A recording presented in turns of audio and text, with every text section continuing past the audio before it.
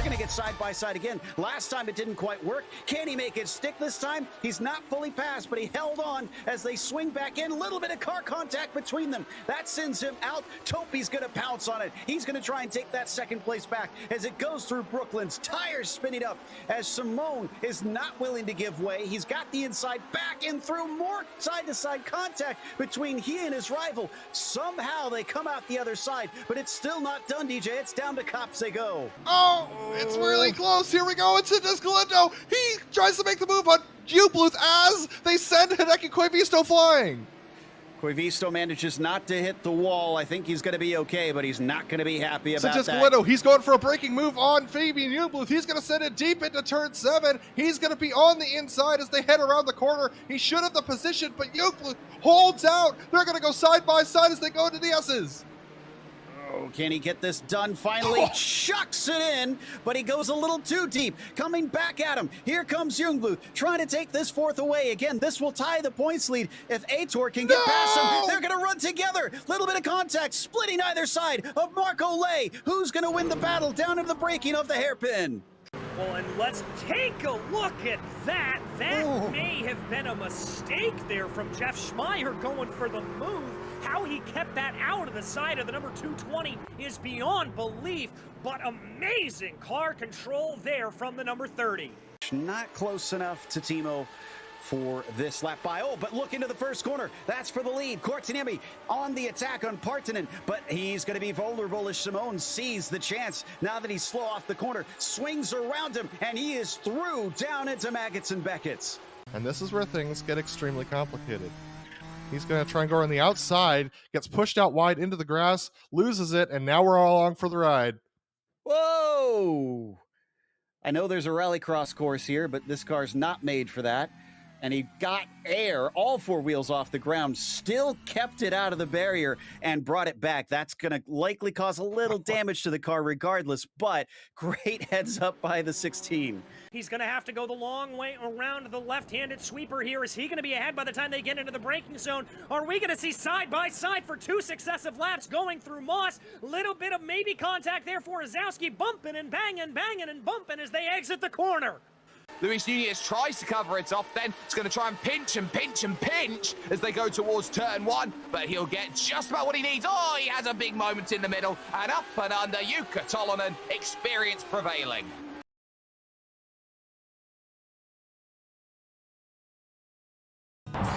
Good morning, everyone. I'm going to ride around the world. I'm Mick Claridge, and I'm going to ride around the world on my bike. My son, he gave me advice at the start of this ride, and he looked at me and just said, "Dad, don't be a moron." Let me do my animal signal to gain their respect.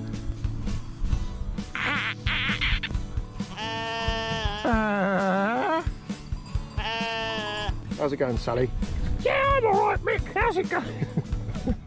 Worse than that bit in Lord of the Rings where they go into the top and the spiders in the tunnel. I'm just hoping there's a spider at the top of this one to kill me. Freezing. And I failed. I moroned up the ride.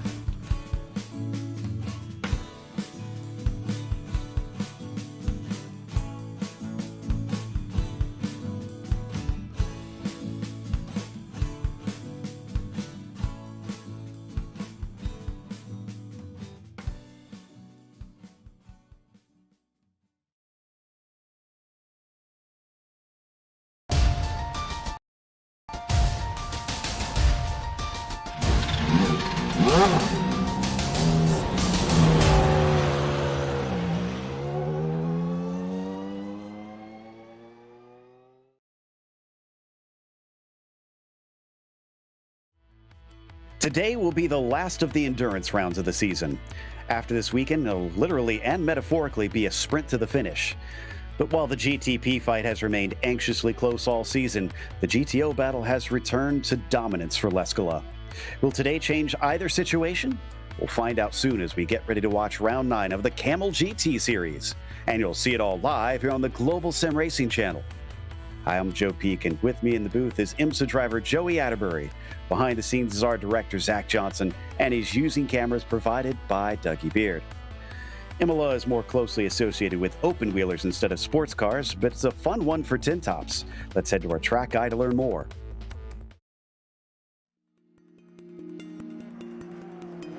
Welcome to the Autodromo Internazionale Enzo e Dino Ferrari, but most race fans know this place as simply Imola. This circuit in the northern part of Italy has seen some of the highest highs and lowest lows in motorsports history. The various tragedies that have marred the track left no choice but to alter it in the name of safety. While it originally featured mostly fast, sweeping corners, its modern 3-mile or 5-kilometer version is punctuated by tricky chicanes and incredibly technical turns. iRacing includes the Grand Prix layout and a moto version, which adds one more chicane to the front stretch. Tamburello is perhaps the most notorious of the corners for claiming the life of multi-time world champion Ayrton Senna when it was still a single breathtaking turn. Now the Triple Apexer not only offers potential passing opportunities, but catches out drivers quite frequently. While heavy braking zones are everywhere, because few places allow the cars to get up to speed, overtaking is generally seen as an exercise in frustration. As if to almost counteract this quality, the track itself is situated in a gorgeous public park and sends the drivers through the beautifully calming Italian countryside. It also includes a fair bit of elevation change in which the track is split between the higher up back half and the lower first portion. It's no wonder that this place still proves popular with drivers and fans in spite of its difficulties in history. The Tifosi keep returning each and every time the sound of engines roar among the trees, and who can blame them?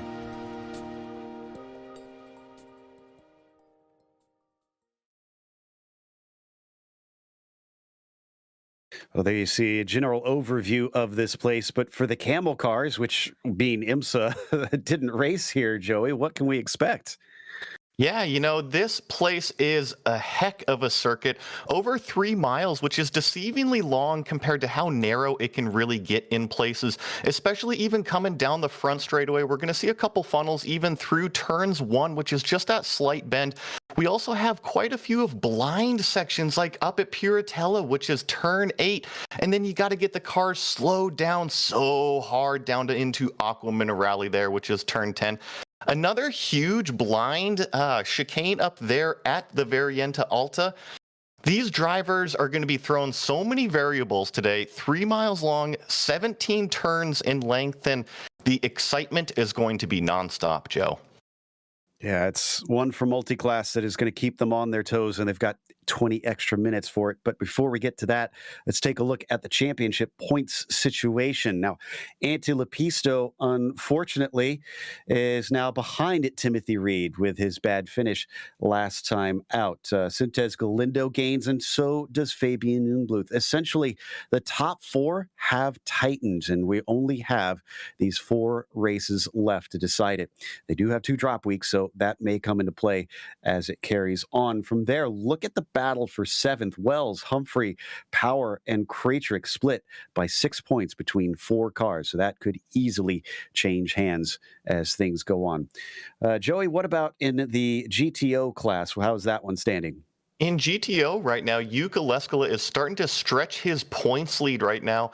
Got a pretty healthy margin of 21 points over second place Javier Del Olmo. But if you look there, Javier Del Olmo has company with Reed Miller only 3 points behind him, separating those top 2. And then behind Reed, you got Ian Haycox and also Doug Cloud locked in a fierce battle there, which would be for the 4th place position. And don't forget about Fabian Seischeg, Hideki Kovisto, and also Timothy Vaughn in another battle, really for the 5th and 6th place. Also, Mark Ole and Daniel Repetto rounding out the top 10 in the GTO Championship. As for today's race, I mentioned it, we have a 60-minute race. So what that mostly means is that they will have a scheduled pit stop for fuel during the race. So watch out for the strategy being a part of things.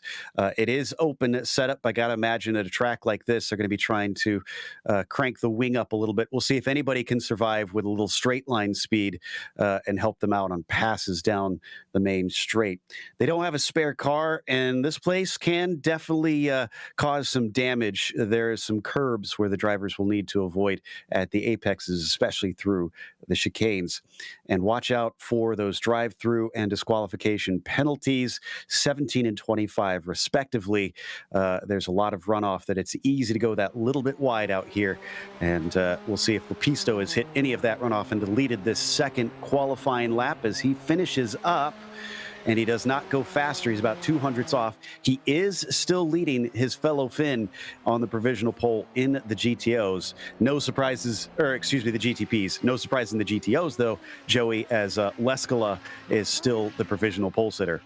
Definitely, Yuko Leskala continues to have a dominating performance out here. He's claimed so many poles already this season, and certainly looks like he's going to claim another one here at Imola. He's got a 141.1 on the board right now, which is just a quarter of a second faster than his second-place championship rival Javier Del Olmo right now, but he's doing what he needs out there and getting it done on the racetrack. Del Olmo's been one of the few that's kept Yuko honest in the races, but Yuko's been dominating the pole position so far this season. The qualifying's been his playground with 5 of the 8 races going to him. We'll see if he can make it 6 out of 9 here today as he comes through Alta and using that 4-wheel drive all the way out to the edge of the circuit. Let's see if these final 2 corners will go well for him. Oh, Timothy Vaughn. When did this happen? The 12 car is now our pole sitter, and I'm not sure where this came from. He's not usually one that we tend to go to as a real threat to Yuko Leskala, but suddenly out of nowhere, the 12 is our provisional pole sitter. Let's see what Leskala can do. A 41.1, stays a 41.1. He is not going to be able to improve enough. Impressive time by that number 12 car. You called it, Joe. Timothy Vaughn right now to 141.0, our provisional pole sitter. There's still about a minute and a half left here in the qualifying session, so we'll see if any other times come in right now. But you're right, impressive time by that number 12 car. German Suarez is going to finally take a lap. No, both his laps are deleted, so the 22 will start at the back of that field. And then it looks like Martin Krajcik is going to be completing his second lap. He sits in 10th as we watch one of the Miller liveried cars down and across the line. Krajcik doesn't improve, so down through Ravazza. This is going to be Kurt Clapper. He's also got Reed Miller in front of him, but Reed has finished his qualifying, so he's done for the day. Kurt, as he comes around, tends to not usually set a time. Let's see if this one will. No, he's not going to be able to get around in time. That was a warm-up lap, so he's also going to start at the back of the field. And I don't know if Hideki Koivisto, he's the last one available to set a time here, Joey. He's coming down to Ravazza, and he's got about 20 seconds. It's going to be coming down to the wire here to see if he'll claim this lap time here as he rounds the final turn, puts all that power down out of the all-wheel drive Audi here. Looks like he will make it to the checkered flag to finish this session out. We'll see if it's a faster lap time, and it is. It'll move him up the order just slightly with a 141.8 up into 7th place. Great improvement from him there. So nice stuff from Lepisto. From Koivisto at the dying moments. Our grid is set, and Antti Lepisto, who I just mentioned, is actually our pole sitter, and Timothy Reed is going to be starting next to him. Both of our championship rivals starting on the front row. Artu Iamaki trying to spoil things from 3rd, has Laust Olsen in 4th, and Xavier Sanchez, who comes off quite an exciting race at Indianapolis in the 49s to start 5th today. Ove Trangrade involved in that same battle back in Indiana, and is starting from 6 here. Heitor Sintes Galindo will be P7. Fabian Jungbluth is 8, followed by Aaron Humphrey on the inside of row 5. Martin Krajcik will be on his outside. From there, Roman Bello will be in 11th. You've got Brendan Lim in 12th and Seamus Power in 13th. Cam Porter will be P14, and then the next row has Roland Ketzer on the inside. They've got Daniel Berensdorf in 16th, and the last one to set a time was Xavier Lazine in 17th. Germain Suarez, Jason Clapper, Kurt Clapper, and Benny Fage will round out your field of GTPs. Joey, what's our GTOs look like? Yeah, surprising pole position from that 12 car of Timothy Vaughn knocks off Jukka Leskala from his dominating, qualifying performances this year, but he does share the front row with Jukka. There in third place, Javier Del Olmo. We really have our championship up here in the front 2 rows with Reed Miller there, also in fourth place. Andre Schumacher and Andres Schuster, row 3. Hideki Kovista, which we rode along board with him there at the end of qualifying, comes in 7th. Doug Cloud 8th. Ian Haycox, Marty Oli round out the top 10 there in GTO. In 11th place, got Jamie Hummel-Smith, followed up with Devin Donaghy, Mark Ole, Emerson Gowden, Daniel Repetto, Kevin Brinkley, Edu Vila, Remo Jacquemin, and Rob Hamp round out the 19-car field for the GTOs, Joe. Yeah, and unfortunately, I don't think, well, no, we will have one on camera here, and he's up first for our GTOs. He's the only one. Ian Haycox is back once again to show us his camera. And then Lau Stolson is going to be another one that is showing us his again out from Scandinavia. And then finally, Cam Porter with the Rocking Cam, as we have dubbed it, is here with us for the race. So we are getting ready to go, and Lepisto is going to have control of the field as they wait for the green, and he is on it. Lepisto accelerates away as the green flag waves, and Reed is not going to get the jump. Artu Iamaki might in fact threaten him coming down into Tamburello. Let's see what it's going to look like into the braking of the first chicane. We can often see all kinds of messes into here, and Iamaki's going for a 2-for-1. Doesn't quite get them both. In fact, he's going to lose them both back. In fact, he gets into the side of one of our rivals, as that was Timothy Reed, tipped around. But we got to go, and he's in the air. We have to go to the GTOs and their start. Yeah, the GTO battle is actually pretty calm through the first chicane here. Timothy Reed continues to hang on as they're working their way through these wrecked GTP cars. It's a little bit like Frogger out there right now, as we got some slower traffic holding up some of these Audis out there on the racetrack. But right now, Jukka Leskala continues to follow Timothy Vaughn out front right now in the GTO battle. Wow. So last week, it was Lepisto who fell victim to an accident and saw a goose egg up for him in the points. Now it's going to be Reed, most likely, unless he can really have a spectacular recovery drive. He was about 3 stories in the air at one point, so I think that is unlikely. Meanwhile, we've continued to watch Vaughn lead Leskala, lead Olmo here in the GTOs up to Alta. Not looking as frantic, but that will change once traffic reaches them. It is definitely going to get very frantic once the GTPs come up the back of this lead battle for the GTOs. You mentioned the off-tracks earlier, and there's a lot of different variety of corner here at Imola, and one of the easy things to do is go out wide, like you were mentioning, but also in these chicanes, it's so easy to cut the apex and just get a 1X, and those add up fast out here in a 60-minute race. Indeed, yeah, and that's the other thing. I'm glad you brought that up, that it's an enduro, and they have not changed the incident points there.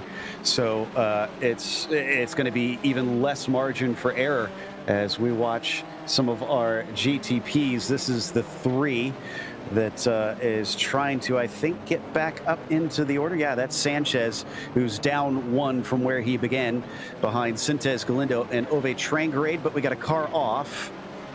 This is, that is Benny Fage, I think, yeah.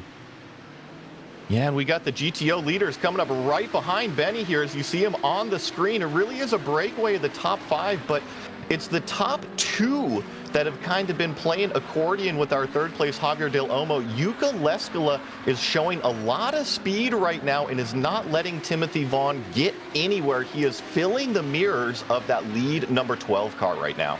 Got to think that Reed knows, or Leskala knows the game here, as Ove Trangrade is our latest victim, going off at Alta. Looks like he'd be able to get it rolling, but was facing the wrong way coming out of the corner. Not usually ideal.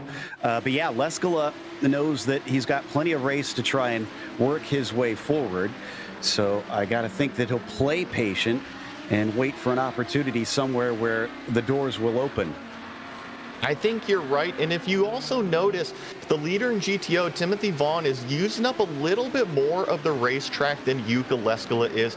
That tells me that Jukka is just kind of, you know, hanging out right now, being patient and waiting for his time to pounce. Let's see if anything happens down the front stretch with that slipstream being so powerful in these boxy cars. If not, we got a replay that we're ready to show for the opening wreck, and that doesn't look like the one has much for Timothy this time through. Let's take a glance and see if we can dissect what exactly happened. As the best I could tell, Iamaki starts it by just clipping the side of Timothy Reed coming out of the chicane. There it is right there. And then did he just bounce back in? Yeah, he did. Impressive wreck. Well, for Reed, I'm gotta imagine he's less than impressed, frankly.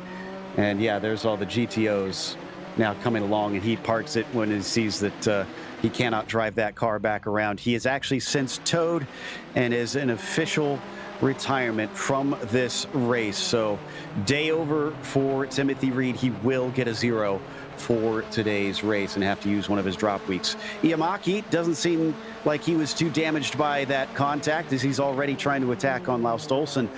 2 positions from the start, taking advantage of that craziness in front of him. Something I want to mention about this battle on screen, I saw Laust Olsen put in the fastest lap of the race a few laps ago, and now it's Iamaki that's put in the fast lap. So I think that both of these cars right now are showing a lot of speed on the racetrack and maybe just jostling for that track position. Who wants to lead who right now? Well, and when they start coming up to the lap traffic of the GTOs, that'll also change things up a little bit as we look out the 007 cam from Laust Olsen back at Ardo Iamaki. They actually are going to catch up to the first of them, Repetto, here, probably on the next lap. And not a good enough exit for Ardo quite this time. They've dropped Xavier Sanchez, who sits in 4th, way behind them. A little bit of a look anyways. Ardo trying to get into the head of Olsen's number 11. Does look like did something happen to Jukka Leskola? He's lost positions. Jukka has fallen back to the 4th place position right now in GTO. You're right. Looks to have maybe a little bit of nose damage on the front of that Audi. We're seeing a few of the GTP cars make their way through the traffic, and I'm not sure if that damage is from making a move on our leader, or maybe if he just got shoved out wide, maybe he just had a little bit of traffic come into play. But you're right. He has found himself back in the 4th position right now. He's still doing very competitive lap times with the cars around him, though. And there's a pass for second place. Iamaki managing to get past Olsen down into Tamburello. Laust didn't defend it, so I guess he is just trying to think long-term on that one. Yeah, the other thing to consider about Jukka Leskola is they have those sausage curbs that I mentioned at some of the apexes. Wonder if maybe he clipped one and just caused that damage that way. As I wouldn't be shocked if we see a few cars sporting some nose damage by the time this thing is over. That's a great point, Joe, and all it takes is to get a little bit too deep into these braking areas, and trust me, these cars are very fast, over 800 horsepower in all of these classes of cars, and yeah, you just misjudge your braking zone, and all of a sudden you're clobbering those apex curbs of a chicane and going flying out there. Well, and I'm glad that we have you here, because you're kind of a rare case that we can talk on this one, comparing modern IMSA to IMSA from 1989. What's the biggest thing that strikes you, the difference between cars of now and these things that these guys somehow wrangled? I missed my generation of racing. I think that these cars that we're seeing here are the coolest things to ever hit a racetrack. And I think the biggest difference is where these cars make their speed in comparison to current generation cars. Current generation cars have much more aerodynamic help. They have much more electronic help with traction control and ABS. And not only that, but the tire technology. The tires have come so far. So we make all of our speed in the braking sections and the apex corners, while these cars made their speed with 800 horsepower and monster hair dryers attached to them, which is just dang cool if you ask me. Absolutely. Yeah, just they are visceral And I can only imagine what it was like for the drivers in the real world, as now we are starting to go through some of the traffic. This is Jason Clapper and Seamus Power. They just passed Roman Bilo not long ago, so that was a change for position. It looks like Jason now sizing up Seamus Power as well as they come up towards Piratella. He's about 0.3 of a second behind, but that lap traffic didn't do it there. We'll see if, well, no, they don't have anybody coming up in the near future in the GTOs now that I look ahead. So it looks like it's just a straight fight for at least a few laps. Looks like a straight fight, and just to report back on our points leader, Yuka Leskola right now, I know that he's fallen back a little bit. It's still a lead battle in GTO right now between Timothy Vaughn and Javier Del Olmo right now. They're going to go side by side into the first chicane. I think Javier is just trying to set up a pass around this number 12 car. He looks to be a little bit faster, maybe do an over-under here into this next chicane, but doesn't quite have the track position on him yet.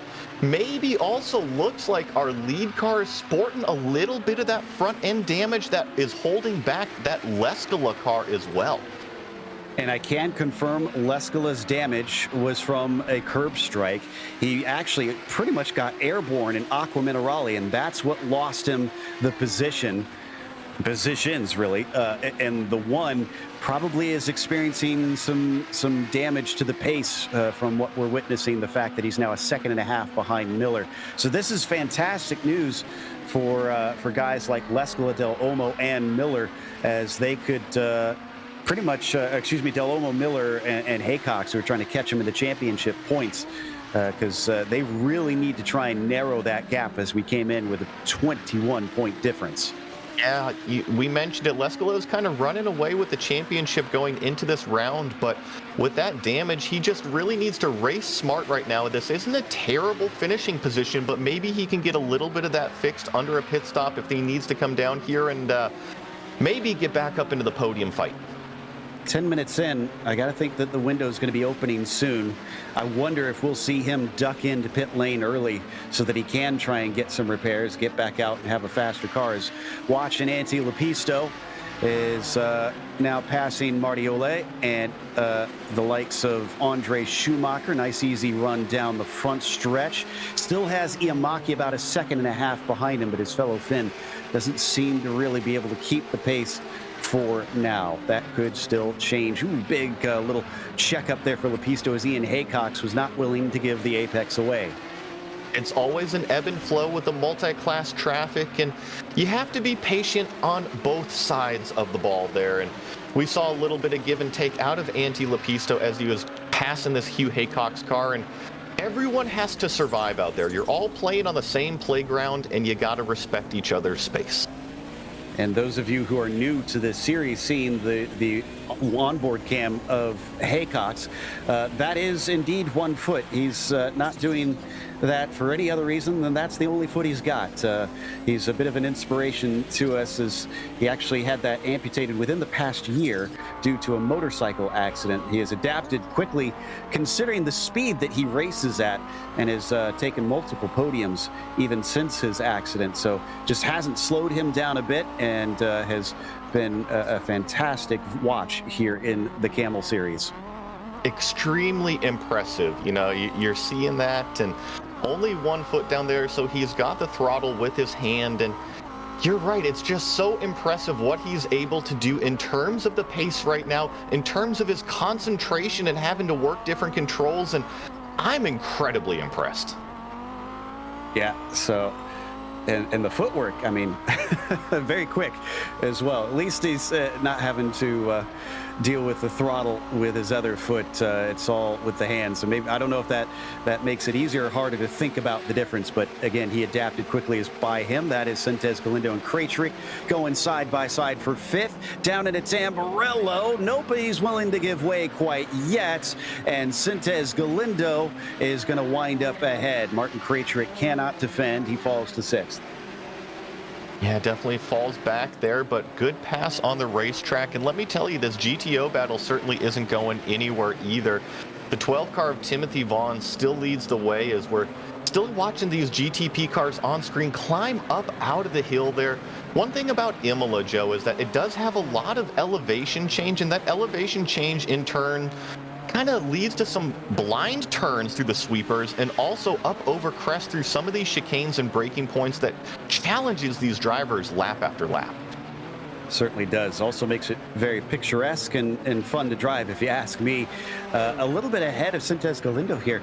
Del Olmo, like you said, was close to Vaughn, but the traffic has now split them because they've seen the leaders of the of the GTP cars go by for the first time. In fact, right now they're being overtaken by Xavier Sanchez, who sits in 4th.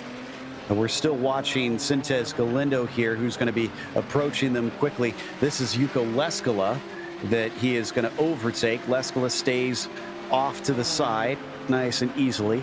I will say it seems like, whoa, we got a problem with the 20. Let's see, that is Aaron Humphreys. And it looks like also the 38 involved in GTO as well with that. Yeah, that would be Andre Schumacher. And I think that was a miscommunication between the two, making contact down into the first of the Rivazza apexes. So they're both able to keep carrying on, but maybe with a tiny bit of damage and a bruised ego on top of it. As Schumacher ahead of Kevin Binkley will get himself into 10th. Quick recovery there from the 38. Something that we didn't, well, we did cover a little bit earlier. Ove Trangrade, he hasn't made much progress. He's still down in 15th. So he is unfortunately still battling what looks like might be a wounded car. Now we're starting to see what I was describing a little bit earlier with just how frantic things can get. Reed Miller having to race his own race at the same time, watch the mirrors and be wary of these giant wings flying past. Giant wings indeed. And something to note with Yuka Leskala right now on screen, this traffic has actually come into favor for him. He's able to close it back into this battle with him and Reed Miller, but as more GTP cars come into play, it stretches it back out a little bit like an accordion. You know, it stretches back out, compresses up, and it's all that ebb and flow of when the traffic catches them and at what turns can it really hold them up. So far, we've lost Koivisto, Reed, Fage, Hamp, and Vila. Looks like Doug Cloud also might be out of this race, as he's been taking repairs for about 15 minutes now. Unlikely that he'll return, and if he does, it'll frankly not be gaining many positions unless somebody has an accident quickly from here. Still 3/4 of the race left to go as we watch Leskala down through Tamburello. Back to about a 1.5 seconds to catch up to Reed Miller. We don't know how much damage is on the car, but it certainly seems to be affecting him. Meanwhile, Del Olmo going defensive on one of our lapping GTPs. Bello in the 25. Unfortunately, going to have to hold up until out of Tosa. And now he's able to overtake 2nd place, and it's just Timothy Vaughn to go before he's freed up to try and run his own race once again. There he goes. Vaughn can get back to the racing line. It's a little bit of the give and take. I mentioned everybody's on the same playground out there, and sometimes as a GTO car, you don't want a GTP car passing you in a certain area because it can really hurt your lap time and hurt your rhythm. So sometimes we'll see a GTO car maybe put a little bit of a block on a GTP car just depending on where they are on track, so that way they can save their race and salvage their lap time rather than let it hurt them too much. I want to give some credit to Jason Clapper in the 23. He's up 11 positions. He didn't set a qualifying time, but he snuck through some of the accidents that we saw early on and has to have made some passes, I would think, in the process as well. He might be able to make another here, Joey, because Seamus Power is now within his targets. Seamus Power is right there, and you are right. This is a good catch here. The number 23, Jason Clapper, that's the black and white car on the screen there, kind of hunting down these 2 GTP cars in front of him. And you're right, he has been on a mission, and looking at his lap times right now, I think he's actually got pace on both of these cars in front of him. Yeah, ran a 30.3 last time. And it was a 30.7 for Power, and that was Seamus's personal best of the race. So that's going to make him go uh-oh when he looks in the mirror, knowing that he just went as quick as he could, and he's still being run down by about 1/2 second out of Aqua Minerale and back up the hill. Clapper looks like he is just about there. Got to imagine he's going to try and set himself up probably for the front stretch. Sometimes you just need to be patient as he gets a pretty big wiggle there. The number 16 car, Seamus Power, out of that chicane. You got to be careful when putting your foot down on the throttle with these cars. You can get a lot of wheel spin, especially through these slower corners. These cars have a lot of downforce, which means the slower mechanical bit corners, they're actually the weak point in these GTP cars. And we've seen before that at times the four-wheel drive GTO is at times quicker through some corners, and especially quicker out of the corners than the prototype, and has caused problems in communication. That's Hamel Smith that they just overtook, but no, I was wrong. Clapper wasn't able to get a pass done down the front stretch that time. Craytree just in front of him. He was defending on Aitor Sintes Galindo not that long ago, but continues to seem to be dropping time. Lescala here. Wow, when did he catch up to Reed Miller? And is he going to try and get the pass? He's going to look to the inside. And as he gets down to the apex, it looks like the job is done. He does finally get by Reed Miller. He has been hunting him down as these GTP cars have moved up through this battle. And let me tell you, when you're working a damaged car like Jukka Leskala is, you'll take anything that you can get. And that GTP traffic was just enough of a variable for him to close it back in on Reed Miller and eventually make that pass. It seems like he's coming to grips with the front end damage that he has on his race car. I'll be curious to see if he gets it fixed, which is going to be a time penalty in the pits, or if he just continues on with it the rest of the race. I suppose it depends on how long it says he needs repairs, because he hit the underside, so especially hitting the nose on that curb, there is a chance that maybe the engine was slightly damaged, but hard to say. As they come out of Aqua Minerale, he's actually looks like pulling away from Reed a little bit as well. It certainly looks like he's got a little bit more pace, and I think that's what we've seen out of Yuko all year, is that when he's out front, he really is just a class of the field, and he just sets down consistent laps and pulls away from everybody. He's had a little bit of adversity here at the beginning of this race, but maybe we're seeing him find his groove, and even though he's got damage, he's working that car back up towards the front. Doing his darndest, and as really managing everything that he's gone through in this race quite well, which we've seen from him before. 40 minutes left to go. We definitely are within the pit window now, because obviously the cars do 40-minute races, so we know they can get there on fuel from here. But still no takers, I think, for scheduled stops, except maybe Jamie Hamel Smith. He had a 19-second stop. That's a bit of a question mark on whether or not that's actually scheduled or not, and they're even going by lap traffic within their own class now, our drivers here at the sharp end of the GTO field. We aren't seeing very many battles at this stage, unfortunately, because everybody's kind of separated out, but that could change and evolve. Cam Porter looks like he's come in for what I think is a scheduled stop. Let me see if he had any incidents this lap. Yeah, I'm not seeing anything. So I think Cam is in just to take his tires and fuel and be back out and on his way. Yeah, if we hop on over to, looks like maybe a little bit of a close battle. Oh, looks like we got the number 32 car around on screen right now. That's down into one of the slowest sections of the racetrack. Really tricky area to lose it under braking, and I think that's exactly what happened with just a spin off drivers left, it looked like. Yeah, solo car incident from what I can see on my replay. So he falls down to 16th, but thankfully doesn't hit anything or anyone, nor the curbs that we've already seen can damage some of these cars, especially this, boy, this Nissan is probably one you really don't want to go directly over top of those yellow and black curbs. It looks like a pretty big snow shovel in the front, and trust me, the ride height is very low, and if you guys have watched NASCAR or even IndyCar in the last year, you see that some of those plastic curbs can really wreak havoc on these chassis that are really low to the ground. And Joe, you're right. You bounce up over those and you can get front end damage just as easy on these GTP cars as we've already seen it on the GTOs. This is our leader in the prototypes, the number 2 of Lepisto, who had fallen out of the points lead, but is looking likely to take it back here. And by quite a margin, most likely, because of the drop weeks. And this being late in the season, coming up behind Marty Ollie, just up in the GTO ahead of him. The gap between Lepisto and Iamaki is up to about 4 seconds. Not super comfortable in the Camel series, but probably feeling more comfortable than if he had Ardo within about a second of him.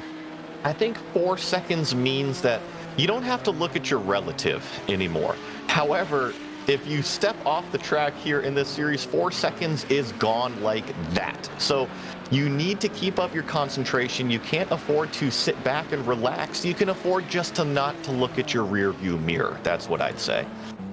That's a good way of putting it. I like that. And he's now got it up to 5.2, so he continues to stretch it. Cam Porter came back out after 23 seconds in his box, so yeah, that looks like a scheduled stop, and is back out running 18th last of the GTPs, except for Behrensdorf, who had to recover from stopping in pit lane to get some repairs done. Down the hill, we see a little bit of a fight brewing. This is between Krajcik, Power, Clapper, and they are being caught by Suarez a little bit as well. We were watching them not that long ago, and little has changed. Definitely not their track position, with Krajcik leading the trio up the front stretch. He's going to have a nice, easy time past Andre Schumacher, but I'm not sure these other two would be able to catch in time, and it looks like no. Yeah, I think this is the best battle between these 3 GTP cars on the racetrack. Just to keep everybody informed of the lead out front in GTO, Timothy Vaughn continues to lead the way over Javier Del Olmo. Del Olmo is not letting him out of his sights, though, because just with the traffic, he's closed it up to a half a second and then stretched it back out to 2 seconds. But nothing really has changed up front in GTO right now. It stays as it was, with Vaughn leading Del Olmo. I wonder if Lescala, no, he's not catching. I've answered my own question. He's 3.2 seconds behind Javier.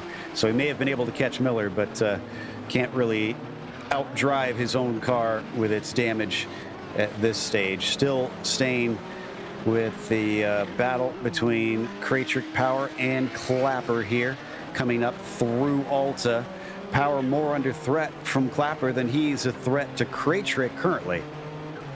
Yeah, definitely. It looks like these 2 ladder cars here, battling out a little bit more for position. And coming down here, this launch off of the last corner is so important to get the traction out of there, as it really provides you this launch all the way down this front straightaway where these cars reach a really high top speed, and the draft can definitely come into play as we see them really use that GTO car to break the draft between each competitor. And yeah, another GTO car, that's Haycox, that's once again going to separate this GTP battle and choke it up a little bit. Ooh, and it worked out to horrible timing for Power and Clapper. They've now fallen almost 2 seconds back from Martin Krajcik. That was a dire encounter for them. Marty Ollie also kind of in the mix on that, who is fighting with Haycock and probably not interested in giving away time to the prototype since they're in their own fight for position. So up the hill, there's we now check in on the 10 car of Ardo Iamaki. Laus Stolsen was passed early and has rebounded, and the car looks a little bit stronger here towards the end as he's caught back up to Iamaki. This is a battle for the second place. That's Laus Olsen in the blue and yellow car. That's the number 11 on the screen, hunting down Ardo Iamaki there in second place. And right now, only 3/10 behind the second place car. Let's see what he can do coming out of the final turn. See if he can get that launch that I was talking about and get sucked up in the draft behind our second place runner. Well, he's going to get some help from Lescala, and that's not going to encourage Laus Stolsen to close up to that rear bumper. Sanchez still in amongst there. It's a 3-car fight for this second place. Oh, now they've caught Del Olmo and Timothy Vaughn. 1 second between our leaders. Then they're not in a terribly good spot. They're going to be able to mostly get past Del Olmo. All 3 of them. There we go. So that timing just about worked out for the orange and white number 4. But now what about covering off that outside line, as it looks like Timothy Vaughn is going to be slightly compromised in comparison? He will be compromised, but I think all these GTP cars are going to clear him by this fast left-hander, and that's the important part. This GTP battle rages on right now. Ardo Iamaki currently in second place. We're coming up to halfway through the race. We're not even halfway through the race, and this is second, third, and fourth, all separated by less than 1 second right now. Love seeing this. So keeping the fight tight here at the sharp end of the field. Even if Lepisto has been kind of scampering away with things, P2 still very much a possibility, as Laust Olsen not holding on to Ardo Iamaki quite like we saw before. Car lengths are stretching to about 3 or 4 now as they come on to the front stretch. Is this going to give a chance now to Xavier Sanchez, because we're seeing less of the toe for Laust Olsen? These cars are running by themselves here down the front straightaway without having that GTO car to use as a pick. And you're right, Sanchez looks like he's closing up the back of Laust Olsen here. Olsen definitely is going to have to look at his mirror and also fight the battle out of his windshield. It's like having 2 brains and only 1 mouth to talk out of. Well, we'll see who's got the tongue for something like this as we come down into Tosa. Jamie Hamill-Smith hugging that inside line. Again, we think he may have taken his pit stop and is just trying to get fast laps in while he's on his lonesome. I think Xavier Sanchez is not in a hurry to try and get past Laust Olsen. He's just been hanging out there and hasn't really been making any jabs to try and make himself a part of the conversation. Maybe here, though, great exit and a defense on top of things from Laust Olsen. Now he's back to the racing line. Sanchez able to get to the inside, down through Alta. He chops down to the second apex, and that is going to be third place for the 3-car.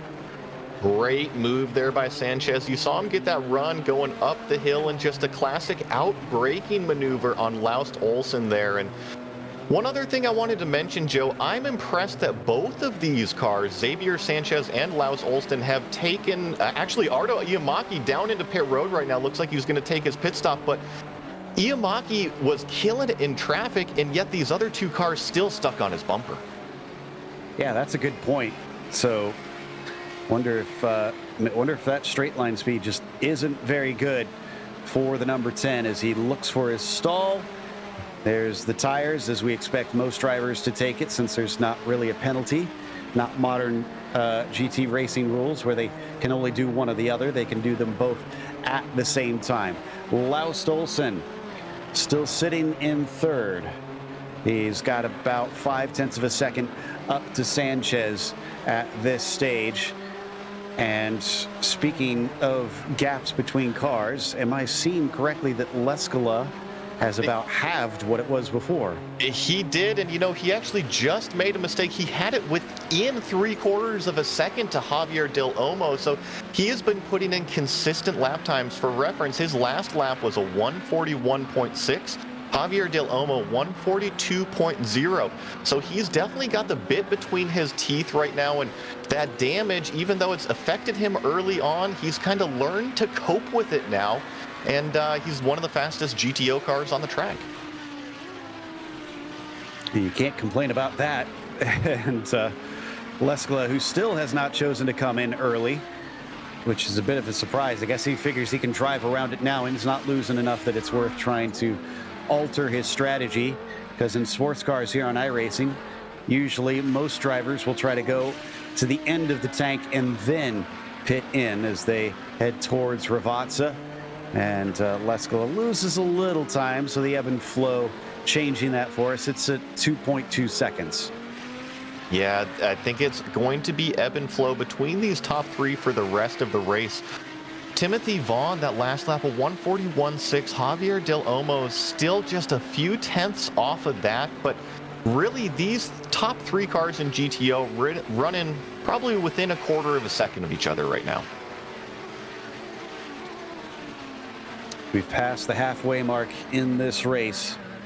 We've been keeping an eye on Leskala because even though he's in third, he was our second place starter and usually is our pole sitter and our championship leader now. So hence why we're giving him some screen time to see whether or not he can catch up to 2 of the cars that he's trying to chase in the championship. One of the cars, really.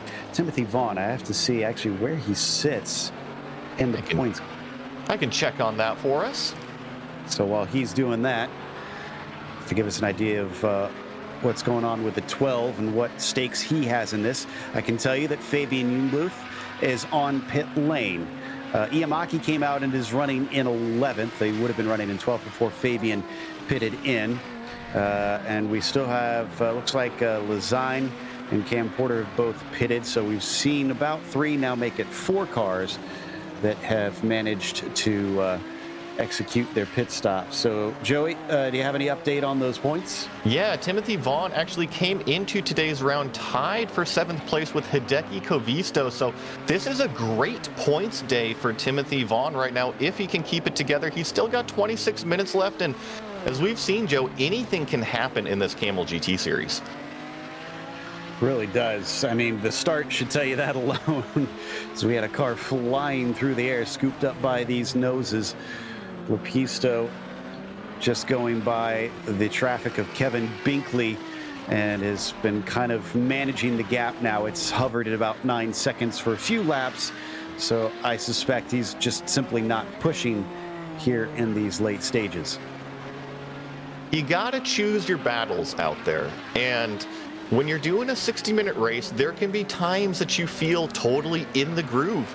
And there could be times that you make a little mistake and then it dominoes into another mistake. And then all of a sudden you put together 2 or 3 just junk laps out there. And, you know, you need to take a breath, wiggle your toes, you know, loosen the grip on the steering wheel and just do a mental reset and get back to it out there. It's not always the easiest thing to do, but trust me, it's better than continuing to make mistakes.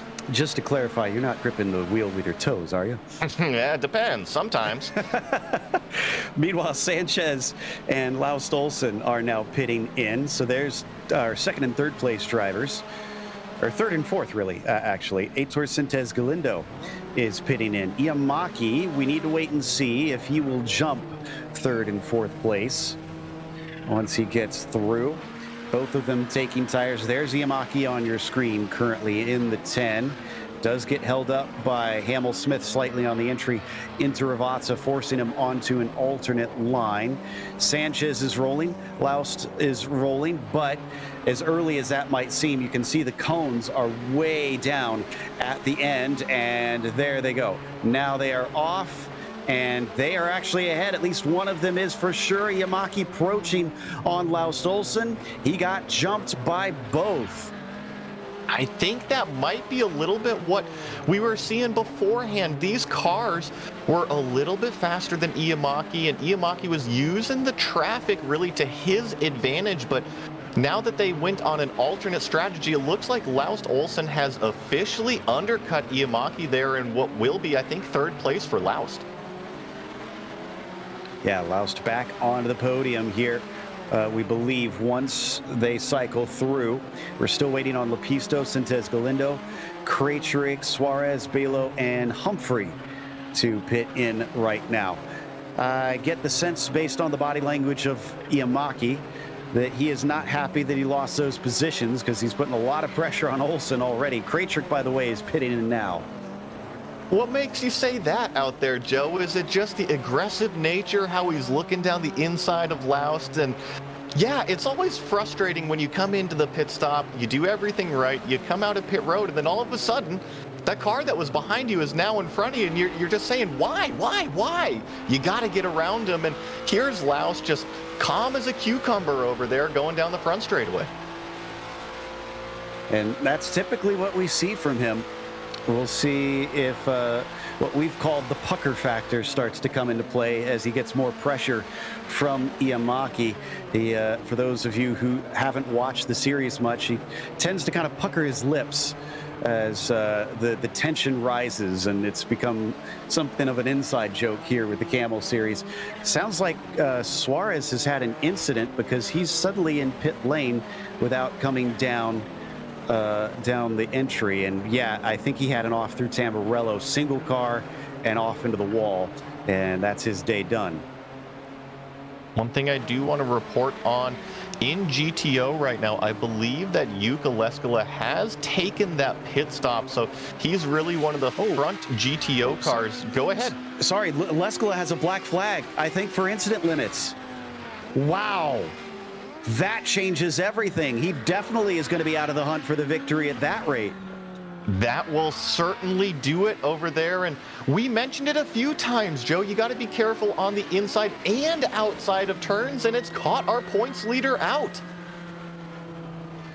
Who would have thought? I mean, he's taken so many championships in this series that I figured he's basically got it under control from here on out, but things are unraveling for the Finn.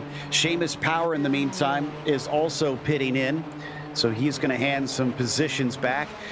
Sanchez now inherits up to 4th place, and he's going to overtake a lapped car. So that's not for position with Ketzer that he's going by, but critical timing. Ketzer's in the way of Olsen and Iamaki. Look at that.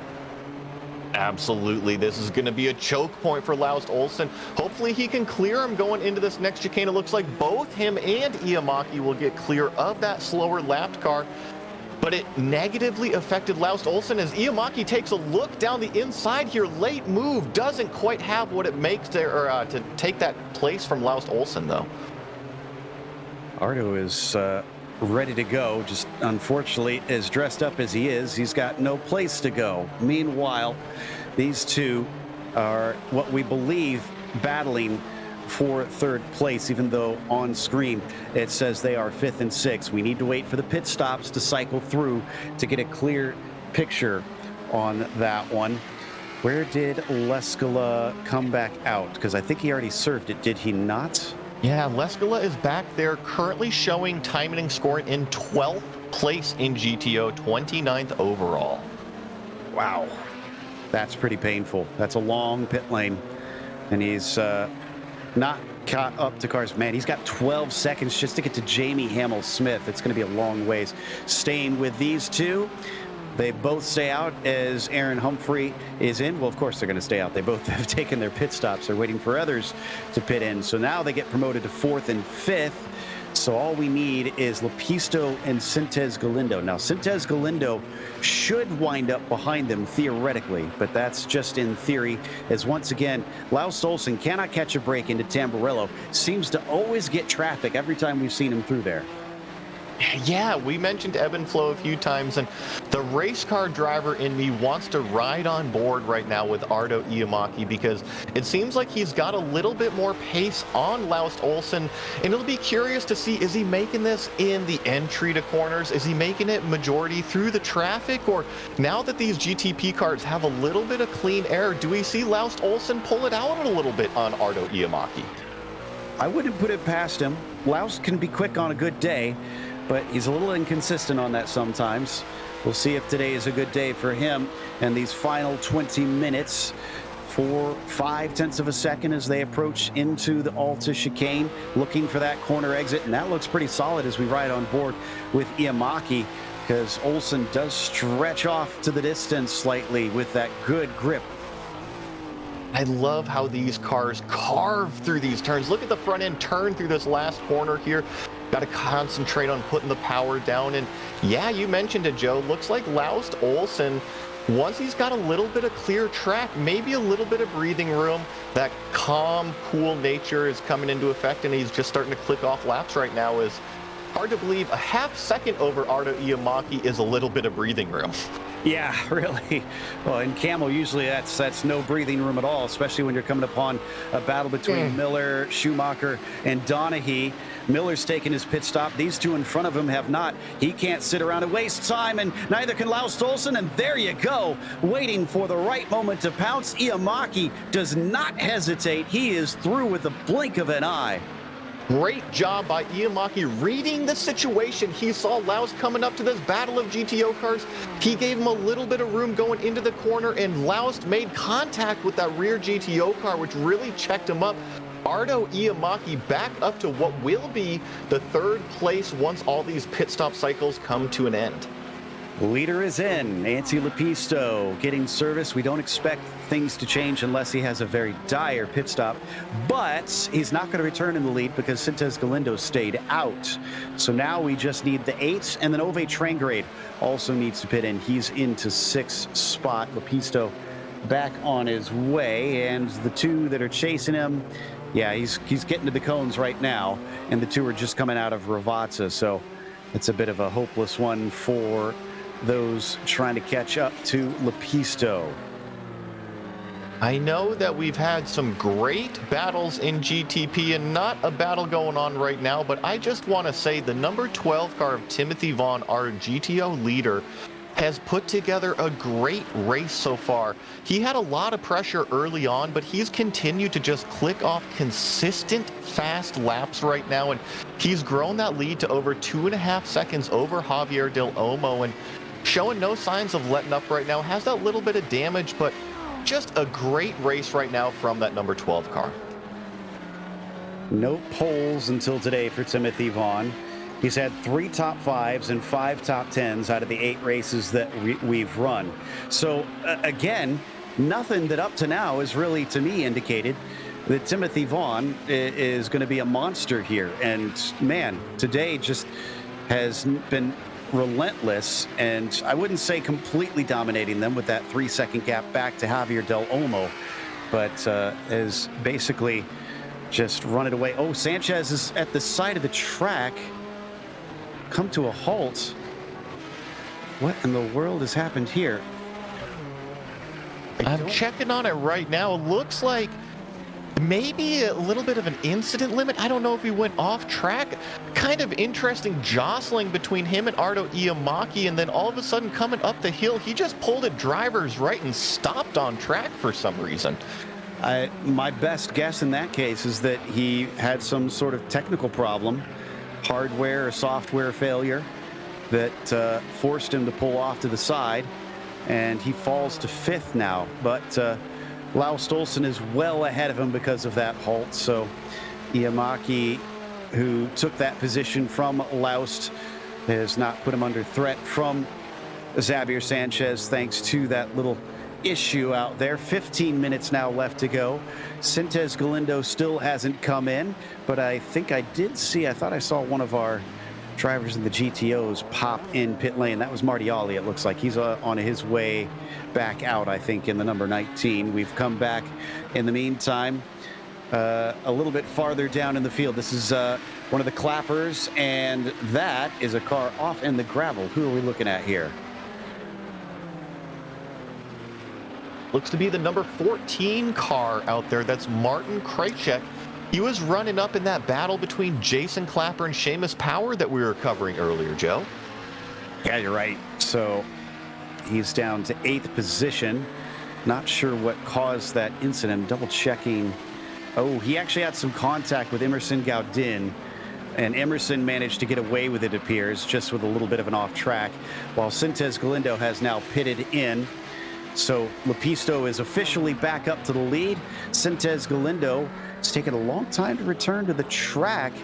Iamaki's got a realistic shot. Yes, he does. Iamaki is into 2nd place as he flashes past the pit exit. It's a handy 2.5 seconds over Sintez Galindo, but the 13 minutes that remain probably make catching the number 2 a bit of a hill too tall for him. I tend to reference chutes and ladders a lot, but Ardo Iamaki has had that sort of day where he's been up front. He fell back to what I think was 5th position, and now he finds himself back up into the 2nd place overall, and looks like he's actually got one of the fastest cars on the racetrack as well. Certainly feels like it at times. And he's now coming up to the back of our championship leader, Leskala, and now he's beyond the championship leader and around. Sintez Galindo trying to stick with Ardo Iamaki. All of this happening 12 seconds behind Lepisto, who probably needs some sort of wrecker spin to be caught from here. Vaughn still remains at about 3 seconds ahead in the GTO lead.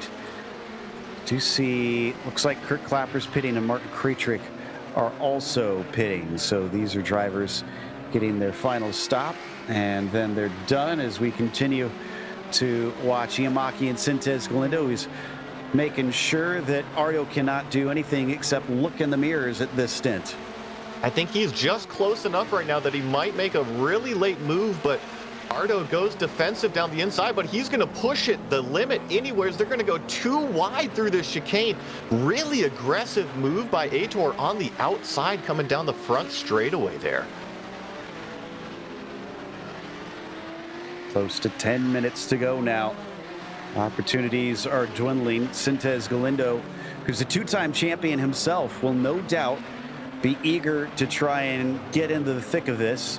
And now he's pretty much out of the championship right now for this season. Sintez Galindo probably more just concerned about getting that W in his column. And I need to double check to see that, well, no, I take that back. I'm sorry, I was thinking of another driver. He is in the championship. He's 9 points back from Reed. So no, this is critical. And with Iamaki not being in the points battle, he's not a huge concern to him, but he doesn't want to give up those valuable points. There is a 2-point swing between second and third place.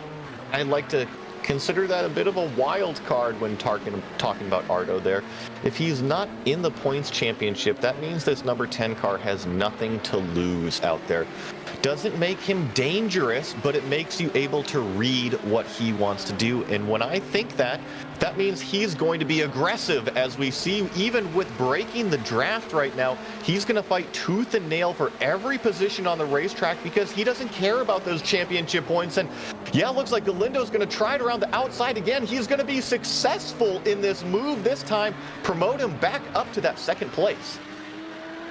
Sintez Galindo, that surprises me. Ardo's usually very, very fast, so for him to get overtaken says something about the mindset of the 8 right now and the advances he's made since he first joined this series, really learning skill after skill and finding speed at every corner.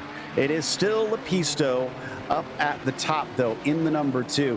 It's come down. It's about 10.5 seconds now. It was as high as 12 earlier, but he did have a mildly longish pit stop. Wasn't too outrageous, but not among the quickest that we've seen today, and that may explain his positioning. Yeah, and actually, I just checked back on the GTO lead right now. Javier Del Olmo is currently first right now over Reed, Timothy Vaughn. I'll have to go back and check to see how that happened right now, but we do have a lead change. Number 4 car, Javier Del Olmo, finds himself up front right now. To give everybody an update on the points, Yuka Leskala still back there in 10th place. I think last time we talked about him, he was in 12th. So made up a couple more spots, which is going to be crucial in terms of a points haul today. No doubt about that. So Del Olmo now up to the top spot, ahead of Timothy Vaughn. Everybody's taking their pits. Oh, and that was Sanchez. That was, no, excuse me, that was Lazine. Similar painted car. The 33 losing traction out into the AstroTurf, exiting Aqua Minerale. Thankfully didn't hit anybody spinning back onto the track, sitting 15th, but with how much traffic was around him, he can count his lucky stars. That lucky stars is right. And something I do want to mention with that GTO battle, they just stopped not but a couple laps ago. So it looks like Javier Del Olmo actually did the undercut on our leader, Timothy Vaughn. We're still looking at the number 8 car right now on our screen. That's the battle for second place in GTP. That's Aitor Sintez Galindo being hunted down by Ardo Iamaki. I thought that maybe Galindo had a little bit of pace over Iamaki, but he is proving me wrong right now. Yeah, with as decisive of a move as it was for him, doesn't seem like he's able to do anything past that, which puts him at a slight disadvantage. But if there's one track where track position is probably a bit of a factor, I got to think that this one's it. Track position is always crucial, and yeah, look at how aggressive these guys are in trying to break the draft, trying to just not allow Ardo any sort of sniff of getting closer, because Galindo knows how important that turn 1 braking zone is. That's where he made the move on Ardo Iamaki, and I'm sure that Ardo took notes from that. No doubt. I'm sure that that's remained in the back of his mind. The best drivers always have that brain space to just collect that information, tuck it away for when it's relevant. See, he comes down to probably about 6 laps to go or so, something like that. Got to think that he's going to need to pull that out sooner rather than later. And we've got 2 battles between a light-colored car and an orange-colored car. Down here, though, this is actually for the lead. And Timothy Vaughn has been the one controlling much of this race. The fact that he's been overtaken is honestly a bit of an upset here. Let's see if he's got enough slipstream down the main straight to try and return the favor as they come past the pits towards Tamburello. He's got a very good run, frankly. He's going to take it side by side with our leader, Javier Del Olmo, in that orange car. Similar move to what we saw out of Galindo. We'll see how hard on the brakes really presses it, and Timothy Vaughn's going to take it around the outside of Javier Del Olmo. They're staying side by side through this entire chicane. Great racing from both of these competitors right now, and they're going to stay side by side as we got GTP cars entering this battle. And not any door bangs yet, and it looks like Javier Del Olmo is going to stay in that lead position as he's got the benefit of the line here through the... Oh, no! How did that... Oh, I spoke too soon. I was going to say, how did that not result in a wreck? And it's Vaughn who is victim to it. I thought they got away with it, but he must have just gotten distracted as that car slipped between them. That was German Suarez. Unfortunately, yeah, Joe, that was a car that was farther down there in the GTP running order that got mixed up with the GTO leaders. And out of this, Joe, I'm hearing that Timothy Vaughn has a black flag for incident limits. Well, he actually towed to pit lane, so I wonder if he had too much damage on that one. No, he didn't. No, excuse me. I thought I saw him tow into pit lane. He has stayed out. Wow. And this might explain why he was caught and passed. I wonder if Vaughn knew he was tight on those limits. Del Olmo just saw that weakness in him and knew that he could fight him harder than Vaughn could. I think you're right. We saw him using up the whole track early in the race, and that might have benefited to his pace. But I also just want to say heartbreak here for Timothy Vaughn right now, because he could have even not been close to that incident limit, and a 4X could have pushed him over with that 22 car really causing that pileup. Like I said, just heartbreak right now for Timothy Vaughn. This, I'm going to guess, will put him behind Yuko Leskola, who has served his penalty and his pit stop and has been in and out. So Yuko is running about 9th right now and is just essentially trying to grab as many points as he can. That's actually, let's see, 9th place would be worth 12 points. If he moves to 13 or to 8th, he'll get 13 points. So he will see some gain if he goes on by Timothy Vaughn, which should be happening in just about a moment, actually, because Vaughn is in the pit lane. And we've come over now to Sintez Galindo and Iamaki. What this does do is Del Olmo sees most of his rivals have trouble today. Reed Miller's really the only thorn in his side, but he's 13 seconds behind, so he's really way, way back there. These two on your screen, Sintez Galindo and Iamaki, have been giving us such a titanic back and forth here today, and I don't think it's over yet. 3 minutes left to go, and I'm pretty sure the best is yet to come. You always have to save your best racing for the end. That's when it matters, and you're taking home these positions. We're watching the battle right now for 2nd place overall in GTP. That's between Aitor Sintez Galindo in that white and blue car with Ardo Iamaki in that orange prototype. Going to have to deal with our GTO race leader going down here into turn 1. And my goodness, 3 minutes left here at Imola, Joe. Iamaki wants that 2nd place. He's not giving it up lightly, that is for sure. We'll have to watch to see what the time is when Lepisto crosses the line next time. If there's going to be 1 or 2 laps left to go. We have lost Vaughn. He has retired, so it is a no score for him. And we'll see where Leskola winds up. He's catching up to Kevin Binkley. He could get up to 7th. So we'll have to watch him in these last couple laps if he has enough pace. Definitely using up the limits. which of these guys has enough incident limits that they could make it to the end without falling afoul of those automatic incident penalties. As they come up towards Alta, Artu Iamaki still watching, both of them giving plenty of space to those curbs to the inside. These things need to stay nice and low slung to the ground to stay sucked to the pavement. And as they come around Ravazza, we are going to be 2 laps to go because it looks like Lepisto's crossing the line now. It will be probably 2 laps to go here, and Artu Iamaki, oh, looks like we got a GTP car off up in the upper chicane there. That's the number 16 of Seamus Power.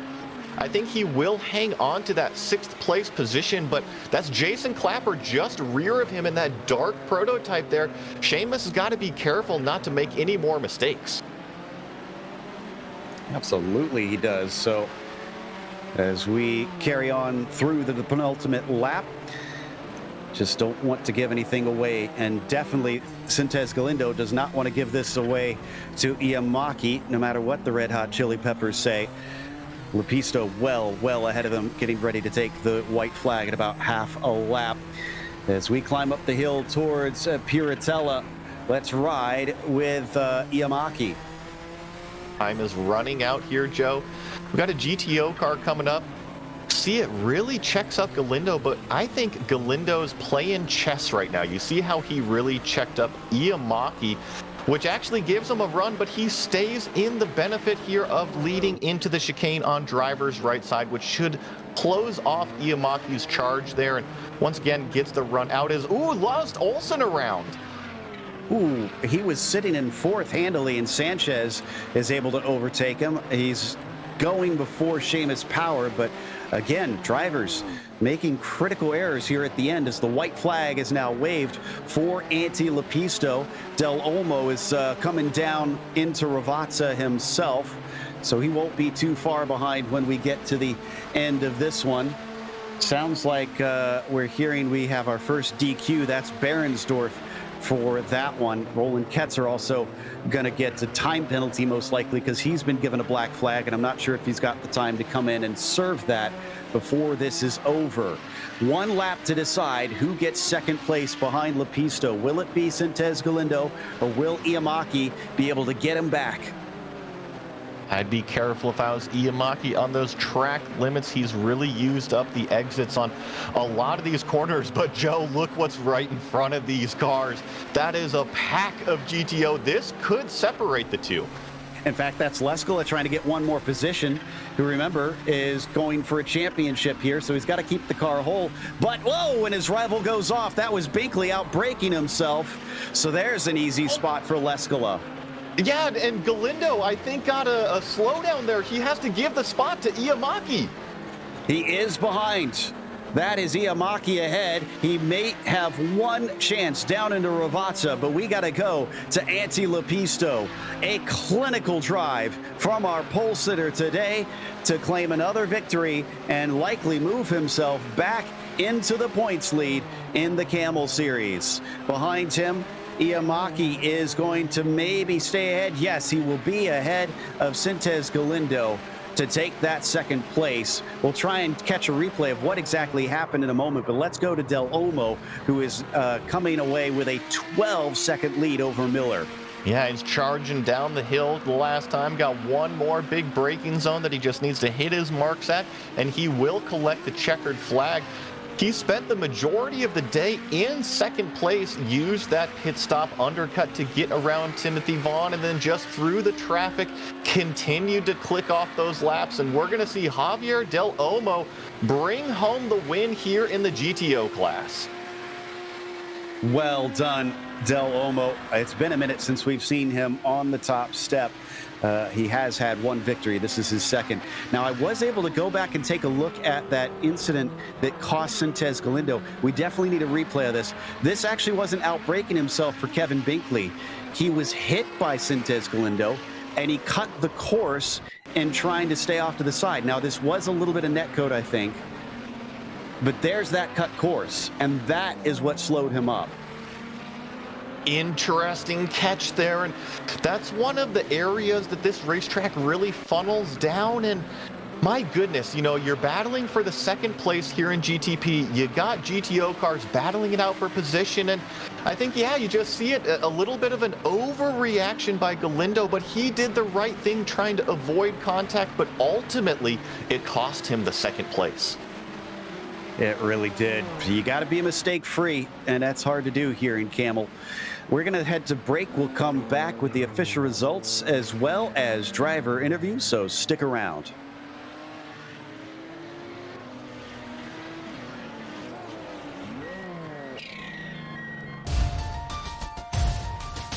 They're going to get side by side again. Last time it didn't quite work. Can he make it?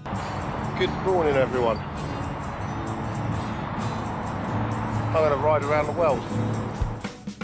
I'm Mick Claridge, and I'm going to ride around the world on my bike.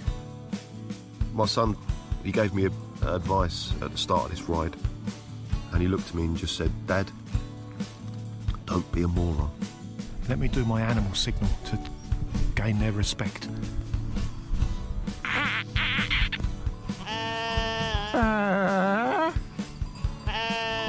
How's it going, Sally? Yeah, I'm alright, Mick. How's it going? Worse than that bit in Lord of the Rings where they go into the top and the spiders in the tunnel. I'm just hoping there's a spider at the top of this one to kill me. Freezing. And I failed. I moroned up the ride.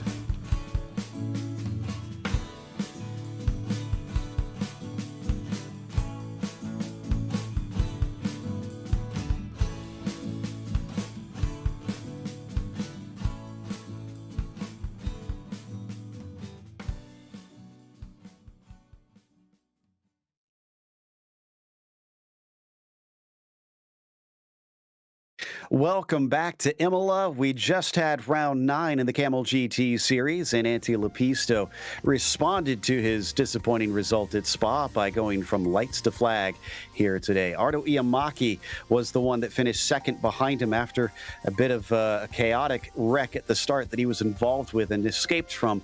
Heitor Sintes Galindo finished third. Xavier Sanchez managed to get back up to fourth. Wasn't a completely clean race for him, but certainly was in the thick of it. Lau Stolzen finished P5. Seamus Power 6 was followed by Jason Clapper going from 19th to 7th. Aaron Humphrey was P8 and remained below 9th. Last one on the lead lap. Ove Trangrade only 10th today as he got turned around at one point, just couldn't seem to keep the pace up. It was Brendan Lemon 11th and Kurt Clapper in 12th. Martin Krajcik, P13 for him. Cam Porter with problems wound up 14th as Xavier Lazine was in 15th, 2 laps down. Roland Ketzer, last one to finish, and 16th. From there, they are DNFs in those GTPs. What about the GTO results here, Joey? We saw how excited Javier Del Olmo was in that orange Audi, taking home the win today. Can't forget about Timothy Vaughn, though. I just want to mention him because he had a great race up front. But Javier Del Olmo in the number 4, taking home the win over Reed Miller, over 12 seconds back there. But Andreas Schuster tried to keep it close there with Reed Miller. Ian Haycox, we caught a lot of on board with that number 5 car, and Marty Ole rounding out the top 5. Devin Donaghy in 6th. Yuka Leskala, after having a nightmare day, comes home in 7th place, 1 lap down. Maybe salvage a few points. Kevin Binkley, Jamie Hummel-Smith, Mark Ole there in 10th place in GTO. Followed up by Remo Yachman, Emerson Gowden, Timothy Vaughn, Andre Schumacher, Daniel Repetto, Edu Vila, Rob Hamp, Doug Clouden. Some of these guys, Hideki Kovisto, had problems earlier on in the race and quite a few laps down here. Indeed, and it looks like we've got second in the GTOs ready to talk to us. Reed Miller, unfortunately unable quite to keep up with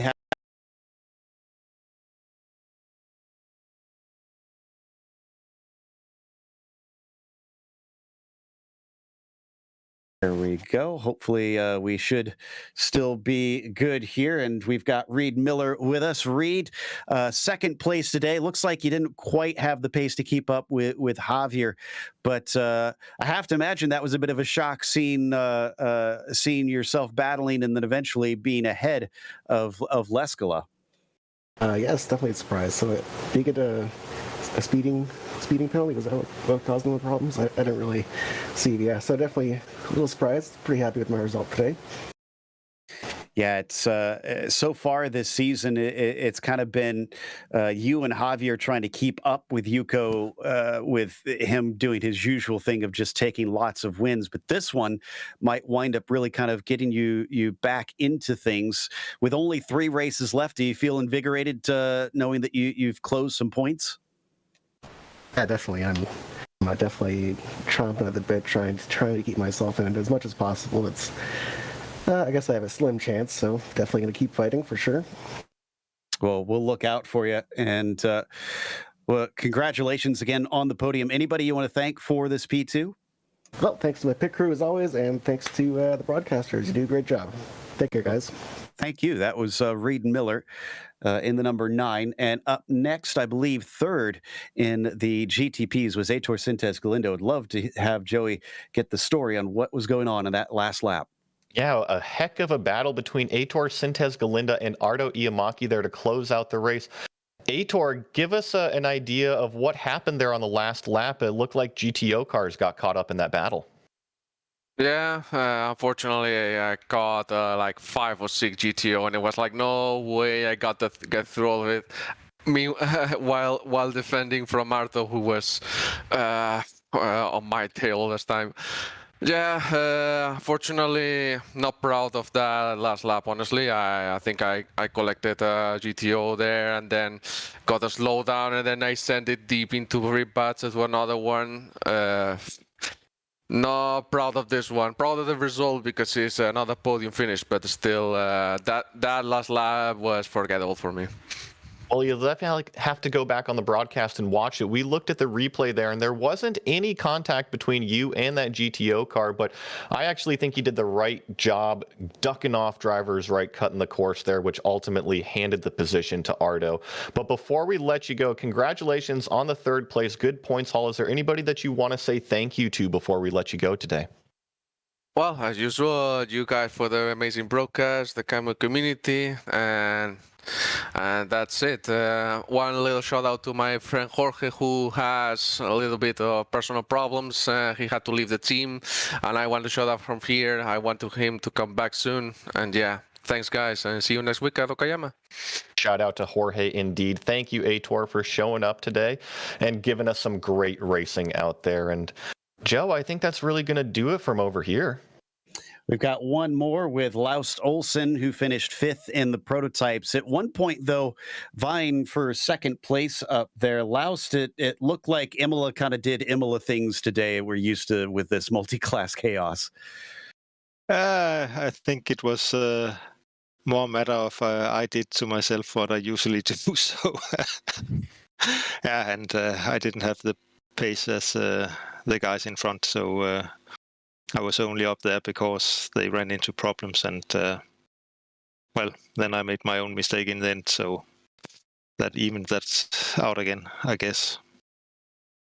Well, and we've seen some interesting tracks lately that you guys have been running, with Spa being more traditional, but now over to Imola, which is tough with the multi-class. And of course, next time we've got Okayama, which also can be a bit of a toss-up. And we'll have Road Atlanta to end it, which can be really tricky. So how are you feeling about the end of the season? There's some real challenging circuits up the way. Great circuits. I must say, as a Bathurst and Road Atlanta are great circuits. But of course, they're going to be a challenge traffic-wise. But to be honest, the challenge isn't greater than we do it ourselves. It's